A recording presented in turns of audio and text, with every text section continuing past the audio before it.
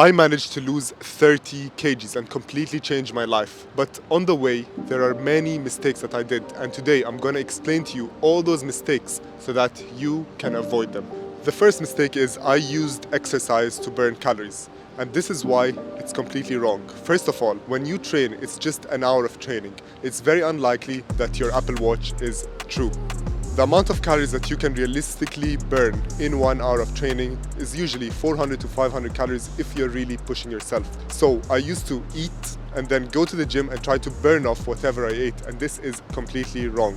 Scientifically, it's impossible, and instead you should focus on the amount of calories you burn in the whole day through walking and through daily activities. The second mistake, I used HIIT classes and running, thinking that this will help me lose weight, when in reality, this was actually making me gain weight.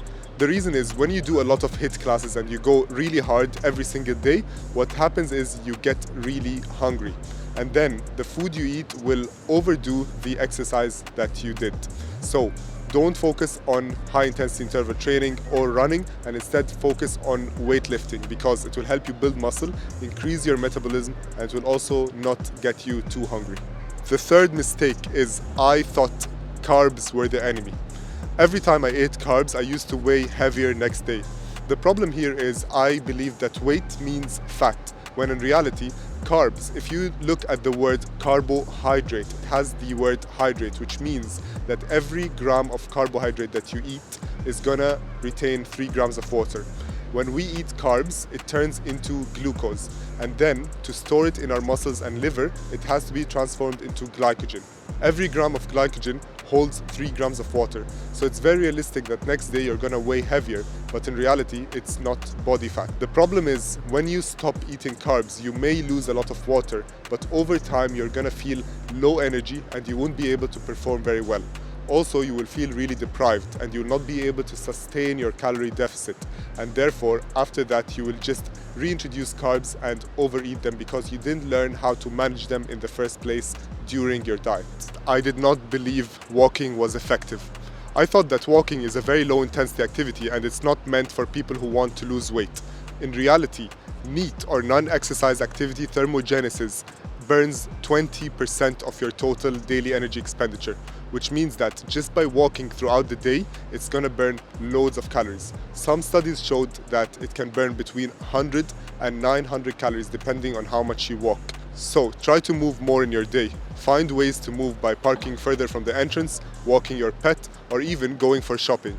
Your heart rate does not have to go too high in order to burn calories. What matters is how much you do it throughout your day. The fifth mistake is I used to reward myself on the weekends because I believed I was good all week and I deserve to enjoy the weekends.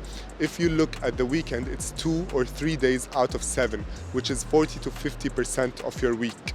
If you reward yourself every weekend and you go all out without tracking, without paying attention to your food and drinking a lot, you're gonna undo all the hard work that you've been doing throughout the week.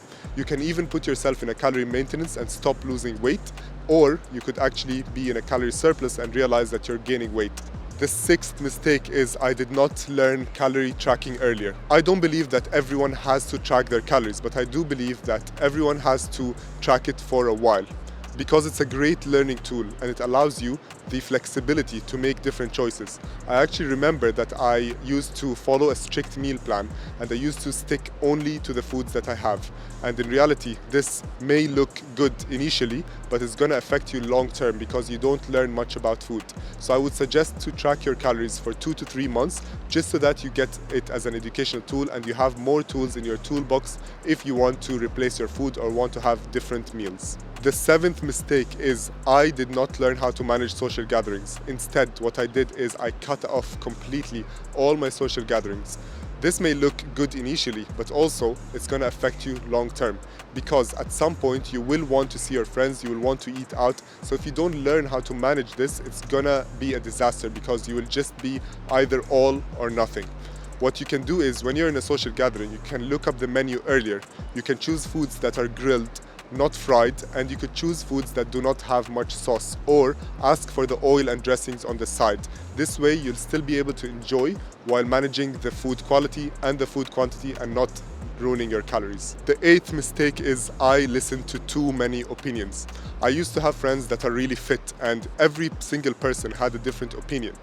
Reality is you're gonna find so many people who give you their opinion based on what worked for them or based on what they heard. But nutrition is extremely individual to the person and you can't really follow something that your friend did. Instead, you need to focus on what you can do and what you can change at the moment. What I like to do is look at my week, what am I doing at the moment and what could improve. One step at a time and then change it over time to compound and make the biggest difference. The 9th mistake is I did not lift heavy enough in the gym. I used to think that high reps, low weight is gonna burn the body fat. Reality, you cannot burn body fat in the gym. When you train, you're training your muscles. Fat is a non-contractile tissue, so you can't really spot reduce body fat. Instead, you need to go to the gym to lift heavy weights, build muscle mass, which will help you with your weight loss because it's going to increase your metabolism and it's going to help you burn more calories over time. The 10th mistake is I did not eat enough protein. Protein is extremely important in your weight loss journey. First of all, it's going to keep you full for longer. Secondly, it will support your hormonal health. But most importantly, there's something called the thermic effect of food, which means how much calories are burnt when you're digesting your food. Protein burns 20% of the total calories when you consume it. So for example, if you have a chicken breast which is 200 calories, through the digestion it's going to burn 20% of the 200. So in reality you're going to have 160 calories instead of 200 calories. This may not look like a lot, but if you have 4 servings of protein, that's going to burn a lot of calories over the day. The 11th mistake I did was hiring a bodybuilding or a prep coach. Bodybuilding and prep coaches are amazing, but when you're working initially to transform your body, many coaches will not understand what you're going through if they're used to training and coaching professional athletes. So you should find a coach suitable for you, someone who understands what you go through on a day-to-day basis and is able to give you solutions to your current problems. The 12th mistake I did is once I learned calorie tracking, I focused on if it only fits my macros, I'm gonna have it. The problem with this approach is you could fit a lot of bad food in your diet and it could affect your health, it could affect your hunger levels, and long term you won't be able to sustain this. So yes, you should have flexibility with your nutrition, but you should focus on 80% of the time having whole food and 20% of the time having foods that you enjoy or treats. The 13th mistake I did is training 6 times a week. I thought that more training means that I will reach my goal faster. I like to give this analogy. If you're baking a cake, the more you increase the temperature, the faster it will get cooked up to a certain point and then it's going to burn.